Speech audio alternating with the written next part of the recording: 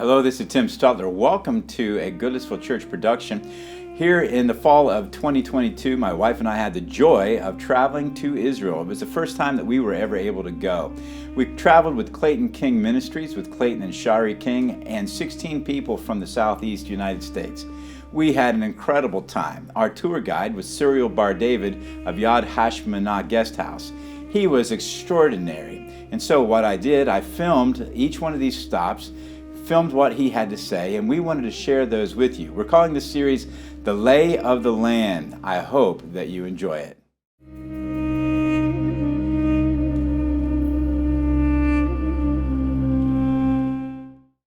In the north central section of Israel is a mountain range called the Carmel Mountains, and below it is a famous valley, the Valley of Megiddo, or in other words, the Valley of Armageddon.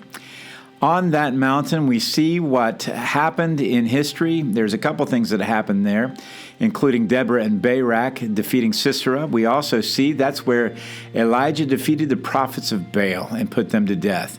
We're going to visit that mountain in today's episode of Lay in the Land. We're also going to visit the valley below it.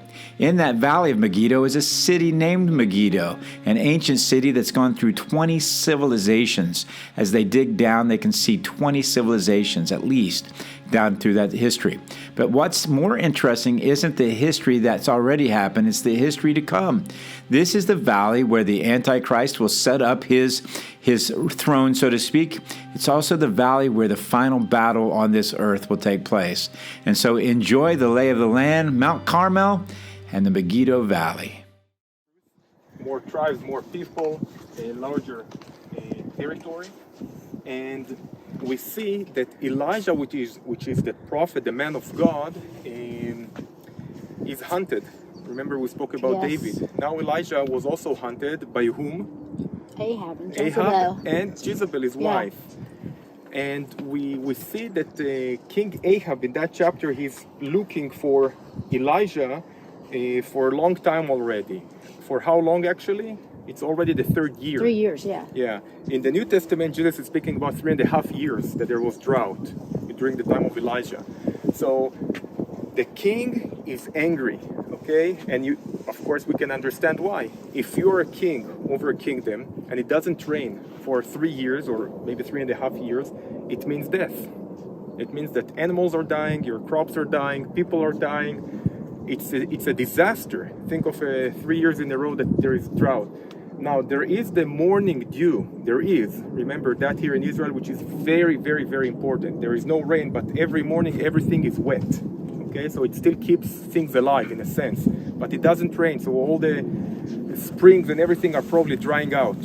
And it says, according to the verses over there, that the king and his servants were searching for Elijah all over, also in the nearby kingdoms. They wanted to get that man. He's responsible for the drought, and we're going to deal with him. And now, God is telling Elijah, go, in a sense, and show yourself before King Ahab. And I skip over the verses. Later on, you can read the entire chapter. But there is a servant of the king that is searching for Elijah, and Elijah meets him, and he tells him, well, go to King Ahab and tell him, let's go and meet, and so on, which he, first of all, he is afraid. He said, I will go to King Ahab. I will tell him, listen, I met Elijah, and then you will be gone. The Spirit will take you somewhere, and what will happen to me? Yeah, exactly. So Elijah is telling him, no, it will happen. And King Ahab and Elijah, they meet, and the King Ahab, of course, is calling Elijah, you are the troubler of Israel, and so on. And Elijah said, no, you're wrong. You completely are wrong. The problem is you. I'm not the problem here. You blame me with the drought. It's all about you, King Ahab. You're responsible for that. And Elijah is telling him, listen, you left the commandments of God. You were following the Baal. That's the reason for everything. You are following the Baal. And he says, go and gather the entire nation of Israel. Now, I need to do it fast. How long would it take to go and gather the nation of Israel up to a mountain? Not a day. No. Okay, it's not that they meet somewhere, they talk, and 5 minutes later the entire nation is there. Just think of that. We read those verses, we read those stories, such a, 2-3 words means that now people are going all over. Messengers are going from one city to the other, telling, listen, there's going to be a match between the king of Israel and the prophet of Israel. Everyone get to Mount Carmel. This is where it will happen. Imagine, people are probably some excited in a sense that what will happen? What would God do over there? Let's see who is the real thing. Remember, when you have a whole nation that is following the Baal, many of them don't care much about the God of Israel anymore. Maybe they even forgot who is the God of Israel, how do you serve the God of Israel, and so on. It's a major problem. But they gather everyone and they meet here in Mount Carmel, and Elijah is saying, okay, the challenge will be that there are 400 of you, Baal prophet, another 450 from the Asherah and so on. And he says, let's challenge. Let's take a bull, let's build an altar, let's put the wood. Each one of us will call to his own God. I will call to the God of Israel, you will go to the Baal, and let's see which God actually answers. And what is the answer? With what? With fire. Let's see who answers with the fire. And he says, I will call in the name of Yahweh. Okay, and I think this is many times in the translation, you miss that point. Because we read God, God, God, God. It's not God, it's God Yahweh. He uses his personal name of the God of Israel. Like, you will use the name that you call your God, the Baal. I will use the name of the God Yahweh, that he is actually the God of Abraham and Isaac, the God Yahweh. Let's see who is the real thing. And they do so, they build the altar, they put the bull and everything, and he tells them, well, there are many of you, so you start. And they start to shout and scream and pray and dance and do whatever they do. And we find here, again, one of the only places I think with really sense of humor in the scriptures, that Elijah is kind of looking at them and kind of mocking them and telling them, well, what's going on? Maybe your God is asleep, maybe he went somewhere, shout louder and so on. Using the bathroom. Yeah, maybe he went to the restrooms or something like that. And nothing happens. And in certain point, they start even to cut themselves. They are bleeding. Exactly what you see today with the Shia, in Iran. They cut themselves with swords on the forehead and they are bleeding. In South America, you see people with chains hitting themselves. All those kind of things. Nothing has changed. 3,000 years ago, they did the same thing. And nothing happens. So now it's Elijah's turn. And they set the bull with the wood and everything, and he tells them, well, go and take 4 jars of water, fill it with water, and put it all over the wood and the bull and the stones, and do it second time and do it 3 times. And the whole thing is sucked with water.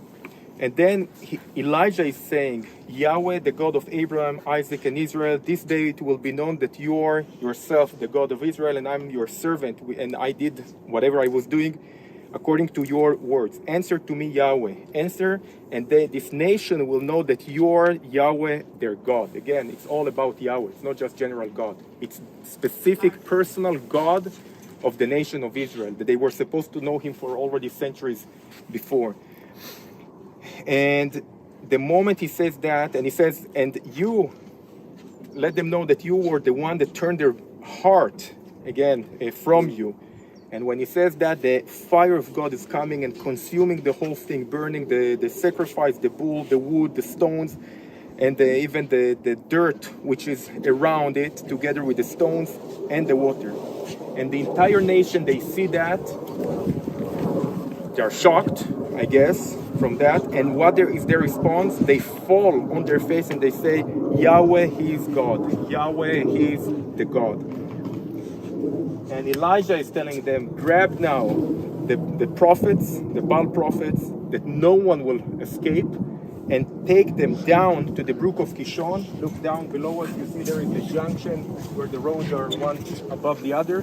To the left side of that junction, you see there is a low hill. You see that low hill? Between that low hill and the road, there is a brook running there. You can see like a little bit green. This is the brook of Kishon. They take all of them down there to the brook of Kishon, 450 prophets, and actually he cuts their throats then. It's really, he slaughtered them in a sense. Elijah the prophet. Again, it's we read those stories. It's very, very violent. aggressive, but this is the way that the prophet of God treats the Baal prophets that turn the hearts of the nation of Israel away from their God. And later on, he sends his servant up here, and they're waiting. He's telling him, look, tell me if you see anything up in the sky. And he's looking basically to the west. This is west, and like today, there is nothing in the sky, no clouds. And the servant Elijah is praying and asking like 7 times, let me know if you see anything. And between he prays. And the servant every time is telling him, I see nothing, I see nothing, I see nothing. And at the 7th time he said, well, I see a small cloud the size of a fist actually coming towards us. Because in Israel, the rain is from the Mediterranean. The clouds are coming from the Mediterranean full of water, and this is how you get rain. So God was answering both with the fire to show his power, and in a sense was answering with the water, with the rain that is about to come, showing his grace also and forgiveness, the two things together. Now, a few things about that. When Elijah is doing whatever he was doing here, and he take all the Baal prophets and slaughter them down below there in the valley, was King Ahab over here? Yes or no? According to the scriptures, yes. He was here. He's here. According to this, yes. Now, that means that when the king is here, does he have his soldiers, guards with him? Yes. Okay, so if King Ahab would want to stop Elijah from doing it, can he stop him? Sure. Sure, so he didn't. Think of that. He's here, the king is here, he sees everything. He is terrified from a fire that is also coming from heaven, destroying everything. He knows, the king knows that it's the God of Israel. He knows that, no doubt. He let Elijah go on with killing 450 prophets that were supposed to represent him, his wife, and so on. He doesn't do anything because he knows the truth. Okay? He knows the truth. He saw the presence of God. He saw the action of God. He understands that very, very well. What happens next when he go back home? His wife is angry. Jezebel is angry. How is it possible? You know, all my prophets are dead, my pets, basically. I want his head. And Elijah ran away for his life. Now, why do I say that? Because we see the responsibility of a leader. Unfortunately, or I don't know if it's good or bad, but the nation of Israel, but it's actually every nation, the nation is being blessed or being cursed many times according to its leader. If the leader doesn't follow God, the entire nation suffers. If a leader loves God, try to serve God and follow God, the entire nation is being blessed. And see how terrible it is that you have a king that was supposed to rule over a kingdom, okay, kingdom of Israel, to lead the tribes, and his wife controls him. This is what happens. She controls him. She's completely, how you say, I don't know, wear the pants, whatever you say. She wears the pants. Yeah, at home, which is sad. I would say it's sad because it's his responsibility. He can't go one day before God and say, listen, sorry, my wife told me to do so. God will say, so what if your wife told you? You are the king of Israel. It's you. It's your position. It's your responsibility. Whatever your wife said to you, it's fine, but you saw with your eyes even, King Ahab, what I was doing here. And you did nothing about it. So how much responsibility each one of us, wherever you are, basically, we have in our positions that we're holding. We have responsibility. There are no excuses. We can't say, well, my brother, my father, my daughter, my husband, my wife told me. Yes, we should listen. We should consult. Eventually, when God is putting us in a certain position, we are the ones who are responsible for what's happening around us. And when a king doesn't serve God and doesn't follow God's instruction, the entire nation suffers under him. And it's in the ancient world, unfortunately, it's also in the modern world, all over the world. Okay? So, again, I did it as fast as possible. There is a lot to say. Down below us, Jezreel Valley, also known as the Valley of Armageddon. It's the same valley. Okay? Today we can't see, we must leave in a minute, so we can't see too much today. But you can see the valley itself, you can see those low hills that separates between the coastal area and Caesarea by the sea, so over there to that direction. The Via Maris would come from the coast and cross those hills and would enter the Jezreel Valley down there where we're heading next, which is Megiddo, and then it would cross the valley. Opposite to us, you see the mountain of Nazareth. This is where Jesus spent most of his life, okay? On top of those hills, opposite to us, this is Nazareth, up there. We can't see, but Jezreel Valley, there are hills at the right side where all this dust is. It's called Mount Gilboa. We're going to speak about that too in a few more days, but over there it's where Saul died in a war against the Philistines. Down in the valley, it's where Gideon chose his 300 warriors. Okay, the story of Naboth and his vineyard that King Ahab also used his wife in order to take over is also down there in the valley. There is a hill called the Hill of Moreh just behind Nazareth. Also, two events. Jesus was raising a dead boy when there was a funeral and they were carrying him. And Elisha the prophet, not Elijah, but Elisha, at the back side of it, was also raising a dead boy in the house of the Shunammite woman. From at the same hill, two different events with the gap of about 700 years between the two. Once Elisha, once Jesus. So we are surrounded with biblical events and stories all around us. Okay? We're going to head down back to the bus. With some kind of a rooftop to protect it from the rain. And as I mentioned, everything was plastered inside to keep it dry. And when people pay taxes with their wheat, basically, they would, many times it's not just money as money, okay? They would give profit. So they would hold the wheat probably here in this big silo. And the dates, just for example, these are the dates that are going to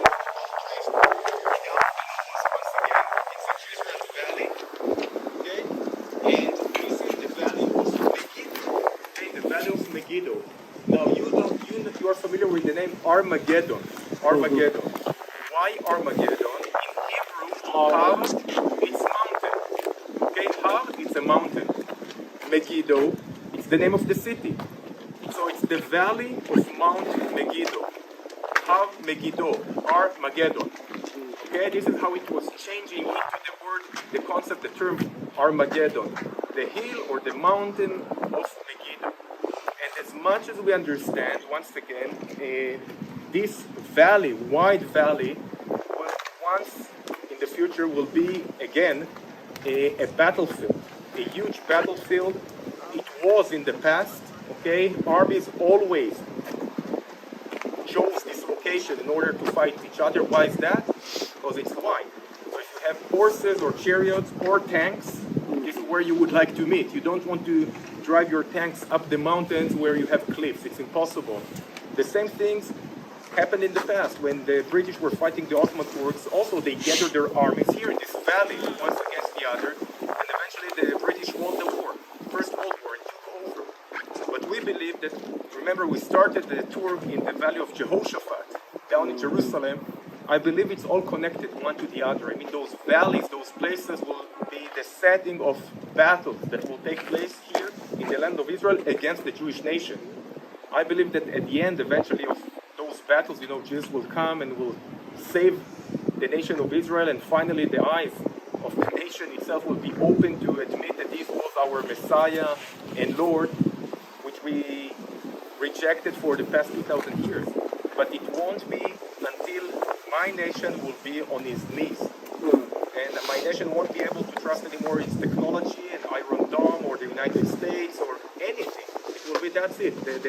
It's about to end. The whole story is about to end. And I think that this is when Jesus would return and save its own nation. And I would say it will be a double save, because it will be a physical save for the ones who are remained. And I believe that many will die before that. This is according to the prophecies of Ezekiel. This is what I understand. But it will also be, and the most important thing is a spiritual saving, when the nation, the Jewish nation, will finally recognize its own Messiah. Okay?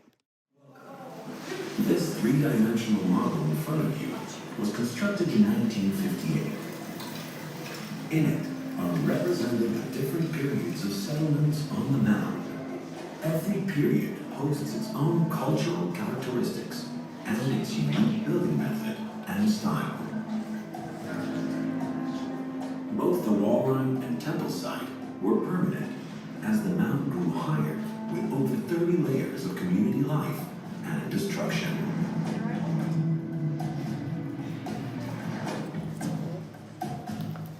Early Bronze Age. This period of time saw the first wave of city-state formation. The strong Kishon Stream serves as the main water source next to the plentiful fields of the Jezreel Valley. It is in this period that the walls and gate are built, public buildings and temples, where the fires for sacrifices were burned.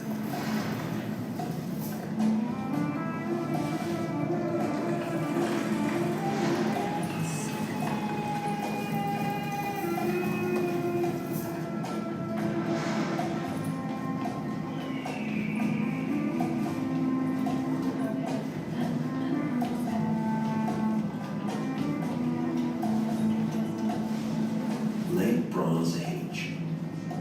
Additional cities are built. The mound grows higher, keeping the outline of the wall. In one of the palaces, spectacular ivories are found, a testament to wealth and widespread trade. Megiddo was ruler of Megiddo, which was a vassalage of the Egyptian Empire that ruled across all of Canaan. From the 360 Amarna letters written on tin and excavated in Egypt, we can learn much of the unending feuds between the cities of Canaan, including Megiddo. You can see the letters for yourselves in the adjacent showroom.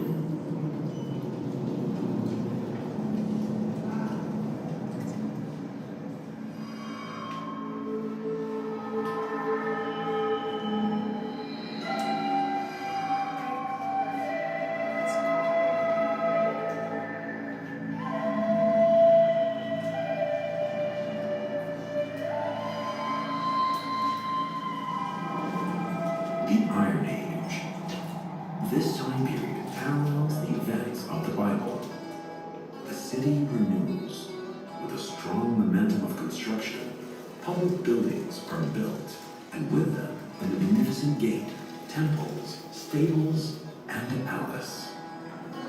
The partially reconstructed Israeli gate can be seen as you ascend the mound. According to the Bible, in this period, Megiddo was a commissionership of King Solomon, ruled by a commissioner who collected taxes in his name. The taxes were collected from the neighboring villages around Megiddo in the form of crops and produce, stored in a granary, a repository of grain, just like the circular one in the middle of the model.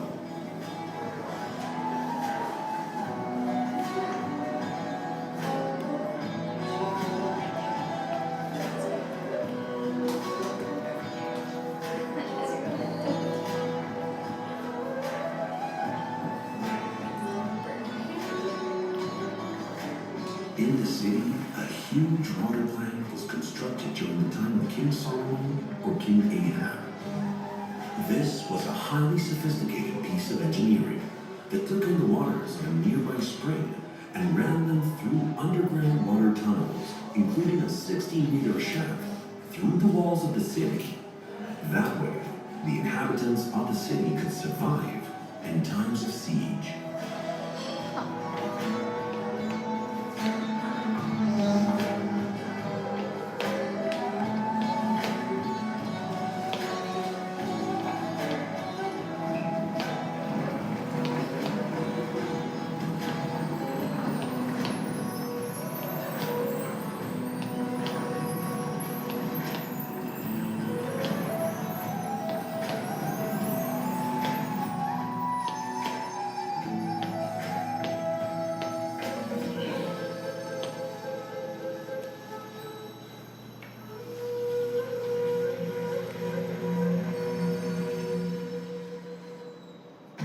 The city is destroyed again, possibly by Assyrian raiders, and rebuilt by the Persians.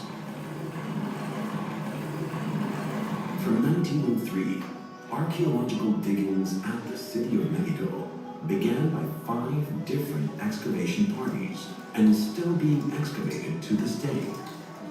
In 1917, The British conquered Megiddo from the Turks and Germans, and General Allenby, who led the campaign, receives the honorary title, Lord of Megiddo. The site is an important Christian foothold, known also as Armageddon, the place where the final battle between the forces of light and the forces of darkness will ensue at the end of days.